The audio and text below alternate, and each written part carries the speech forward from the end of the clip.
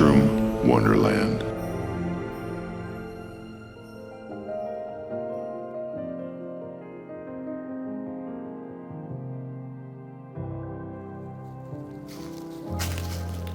Hey, what's going on, everybody? This is Aaron Hilliard. Welcome to Mushroom Wonderland. If you're new to this channel, I talk all about mushrooms here, and the bulk of my videos is just mushroom identification in the woods. If you've ever been curious about what those mushrooms are, this is the right channel for you. Make sure to hit subscribe and give a thumbs up to videos like this if you like them. Leave me a positive comment.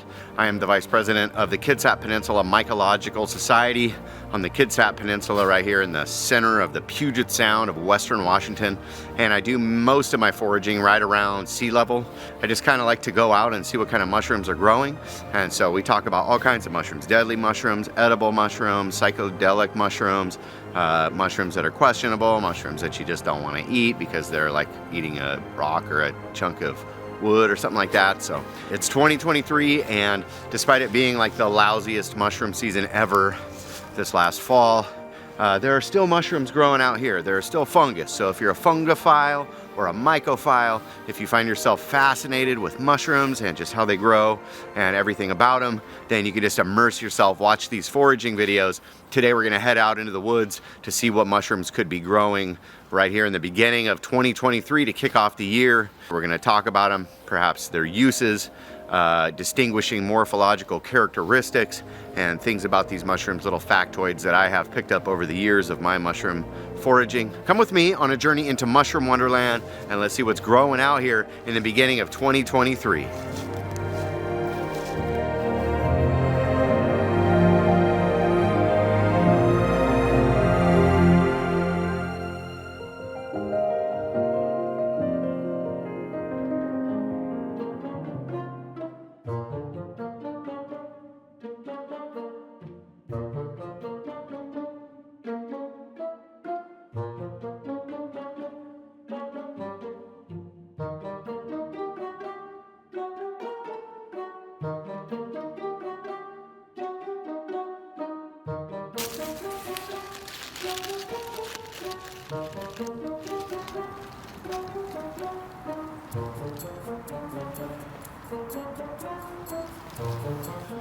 Wow, so the mushroom that we have growing here is pretty bright. And if you look underneath here, it's got dark colored gills.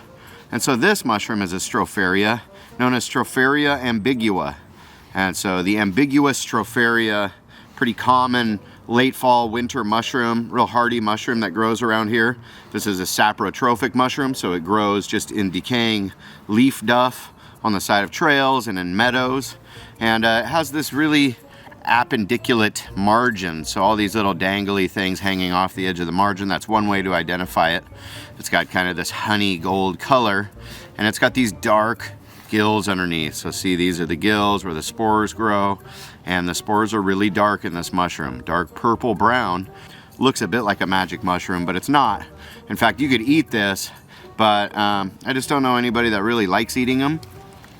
It smells fine. It smells really like just mild and pleasant. So maybe in one of these videos when I'm feeling brave, and I find a few of these, I'll cook up a little meal and try some Stropharia Ambigua. But for now, you know, it's just kind of a common mushroom that you might find in the Northwest, and these actually grow all over the country, but really common here in the Northwest.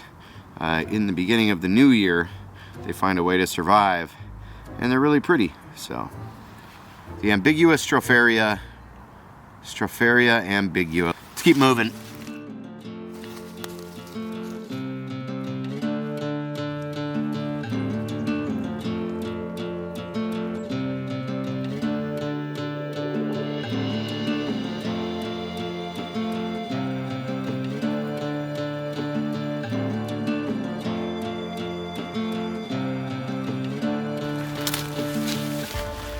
So right here is a chunk of a small log branch that fell off of one of these big leaf maples growing here.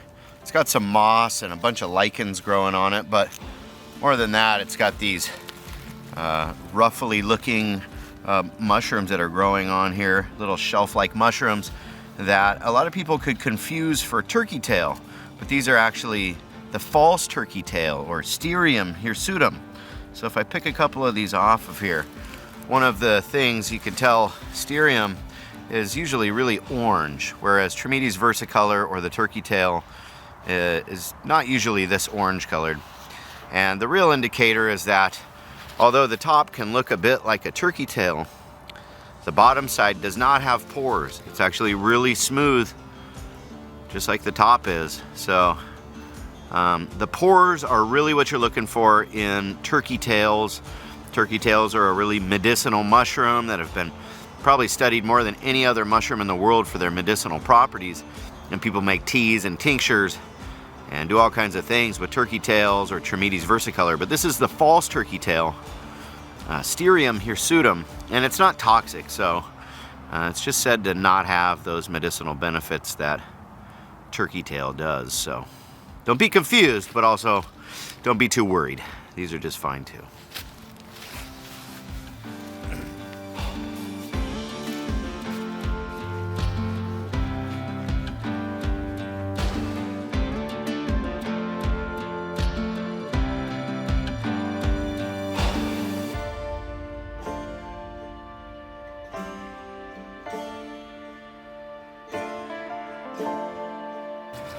So what we got growing all over this log right here is kind of an interesting one, and it's another one that could be confused for turkey tails. There's a lot of these kind of tree conchs growing this time of year, and these ones have a lot of algae growth on some of the older ones. They look really green. They have a tendency to grow a lot of algae. I'm gonna pick this off, and look, it's another kind of a woody shelf conch that grows on hardwood trees here in the PNW, and this one is also in the genus Tremidis, just like the turkey tail is. Turkey tail is Tremidis versicolor, and this one is known as Tremidis gibosa. And it's not used for anything medicinal, and it's considered inedible because it's really just leathery. It's like kind of eating a wet piece of wood or something like that. And one thing that's unmistakable about this particular species of mushroom, although it's in the genus Tremidis, this one has really nice little slotted pores. So instead of perfect little round pores like you would see on Tremidis versicolor, this one, they're called slotted, and so they look like little coin slots or something. They're big enough that you can see them with your bare eye, but if you use a hand lens, you'll really be able to see that slotted look, which is kind of cool. And so these are a white rot decayer. That means they eat all of the brown lignin in this tree. They leave behind all of the white cellulose, and so they're kind of the opposite. They're eating a different part of the wood than like your Fomitopsis genus. If you've been paying attention, the red-belted conch, a brown rot decayer. These ones, a white rot decayer. So they're helping to break down all this hardwood, these old big leaf maples and red alder trees that we have growing so prevalently here in the Pacific Northwest and especially here in Western Washington. So this log is an impressive flush of Tremidis gibosa. Not really useful to humans, but very, very useful to ecology, which in turn becomes very, very useful to humans. So a cool one, the lumpy bracket or Tremidis gibosa. This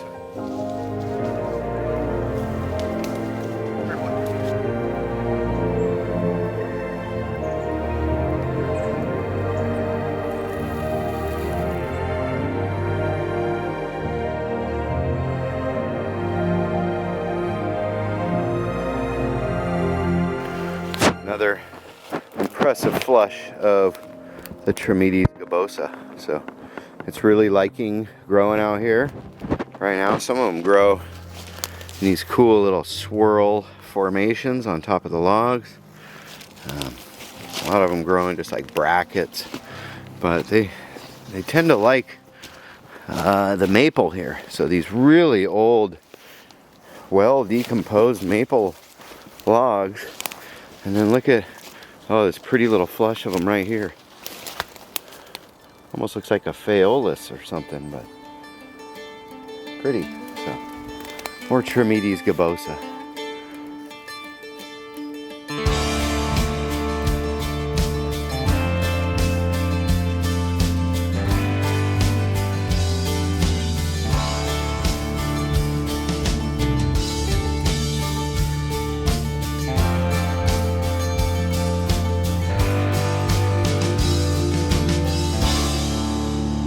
So check out this pretty cool little fungus growing right here out from underneath this bark. It's just really popping out of here.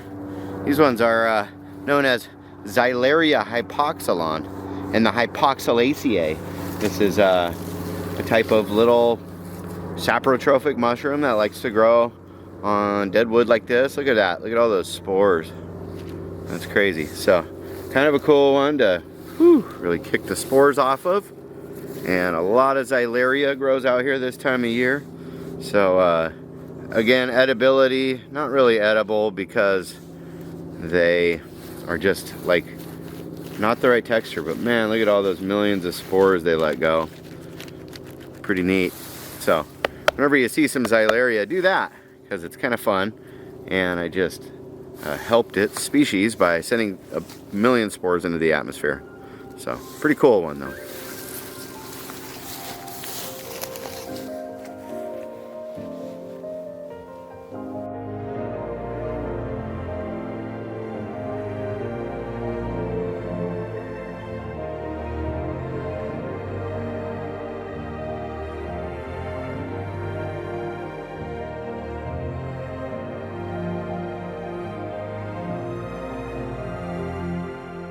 So right down here on this log, there's a bunch of what appear to be like oyster mushrooms, but they're growing off of this little stem like this. And you look, they do look a lot like an oyster mushroom, very pluritoid. These ones are Skytonodus longinquis. One of the weirdest names of all the mushrooms, in my opinion, but these are pretty common this time of year. But you can see they're a lot smaller than your typical oyster mushroom. These things are pretty small, and then they grow off of a pretty pronounced stipe. And they can be pretty pinkish colored. Right here, some of the younger ones, you see this really white color, but often they'll be sort of a rosé pink color. And yeah, they grow off these little stems. And so, look, there's some much brighter ones, and they have that kind of pinkish hue. I don't know if you can see it, but if you're curious about this mushroom, pretty common right now. Here in Western Washington. Not a ton of information about it online. And this is, I guess it's probably edible, but they're awfully small.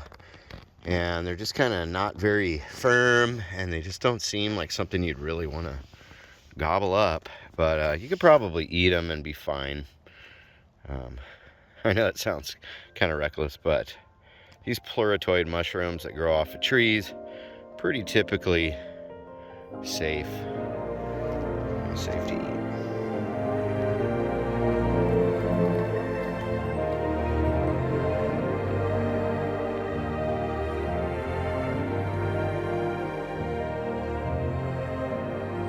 So man, it gets dark in the woods here early, but have a look at this log. It's like this big snag here in the woods, just an old stump, and it's completely colonized with all of this mycelium. So that's what this white stuff is. That is the actual body of the fungus, the vegetative part of the fungus, if you will. And it's eating this hardwood log. And if you look close, there's little tiny fruiting bodies growing all over out of this mycelial mat here. Some of them are just super tiny. So these are really, really young.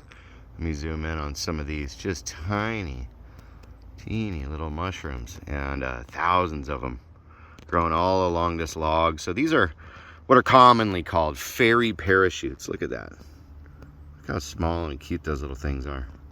They get a little bit bigger than that. They'll get about as big around as a dime. But Marasmiellus candidus, or the fairy parachute, a beautiful saprotrophic mushroom. Look, it just takes over wood like this. It's loving eating this as an old red alder. And so this mycelium has just worked its way through. It's eating all of that. I believe this is a white rot decayer, so it's eating all the brown stuff out of the wood here. It's just leaving behind the white cellulose.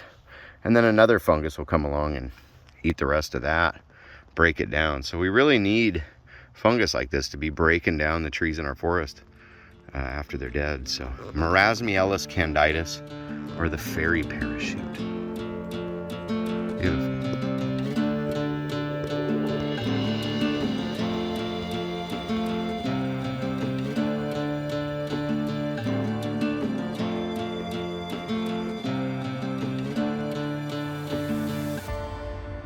Would you look at this beautiful disaster of a log? This thing's got some colorful fungus going on right here in the beginning of January in 2023. So happy New Year. Look at this Pycnoporellus fulgens, this really bright orange conch that is just growing all over this. We have Dacromyces chrysospermus, one of the witch's butter that grow here on conifer trees here in the Northwest. And then right here, Fomitopsis mountziae, or the red-belted conch, that grows on conifer trees here in the Northwest too. So you got a lot going on this log. Beautiful Dacromyces, and you could collect that stuff up and eat it if you're into that kind of thing. Orange jelly fungus. Some people would rather you call it that than witch's butter, but that's the thing with these common names, you know. They can vary from region to region. So here are conifer wood-loving witch's butter, or Dacromyces, the Pycnoporellus fulgens, Fomitopsis mountziae. Sure is a noisy road right there. I hate that. Look at, there's another Fomitopsis. A couple of them here on this log.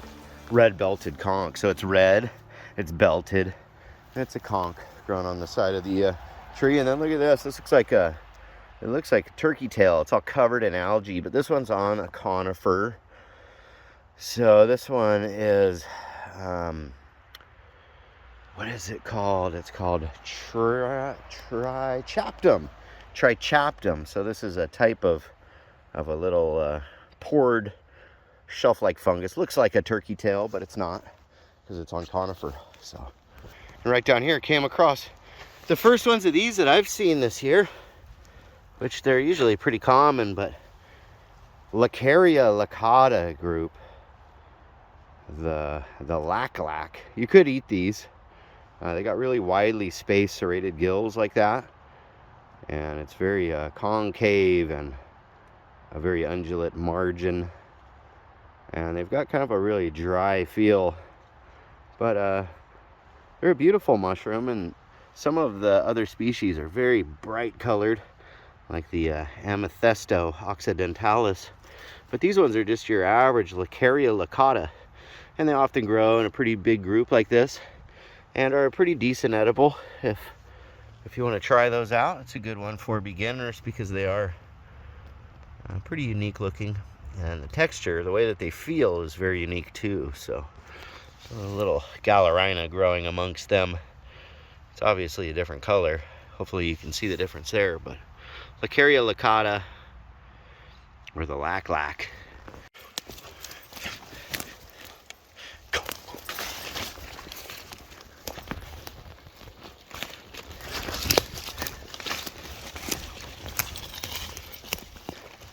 So here's another mushroom that you might be finding this time of year, and here it is growing on a conifer.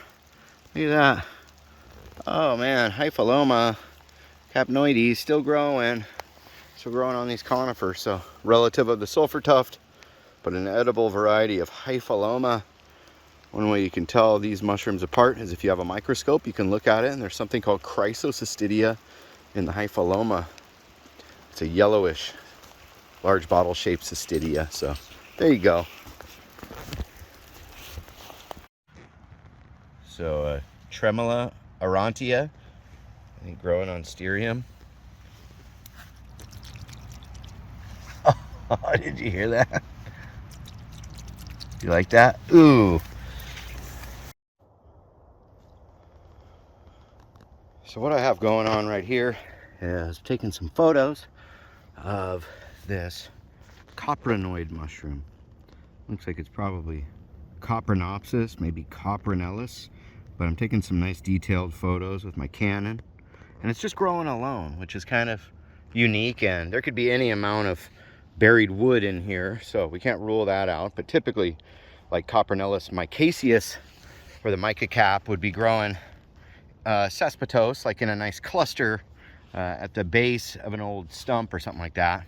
I don't see an obvious stump here, and it's curious that this one is growing all by itself. It's got a smooth kind of cap, but it does have some little granules on it.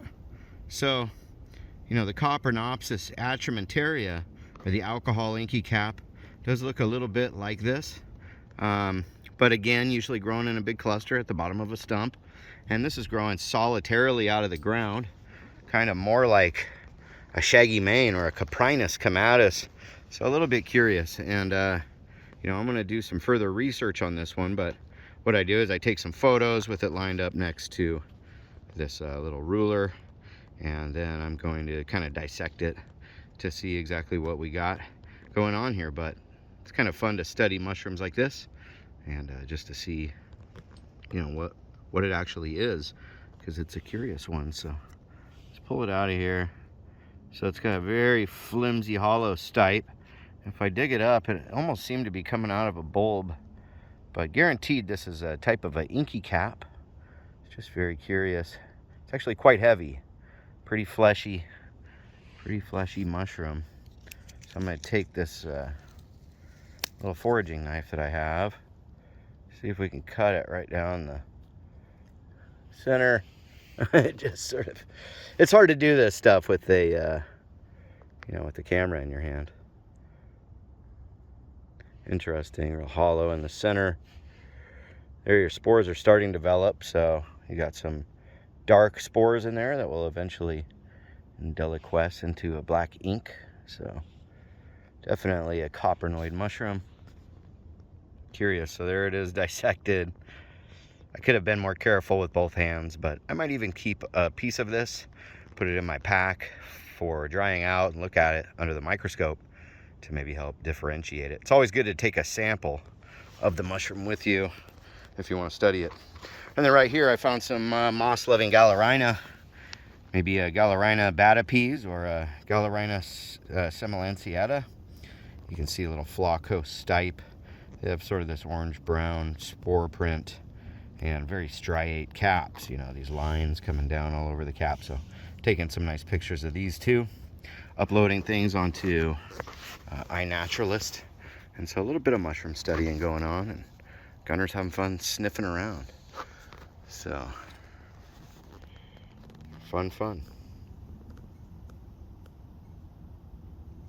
Hey, so thank you all very much for joining me on another episode, a foraging episode out here in the woods. And I just hope that you subscribe and check out the next video coming out real soon. Much love, everyone. Peace.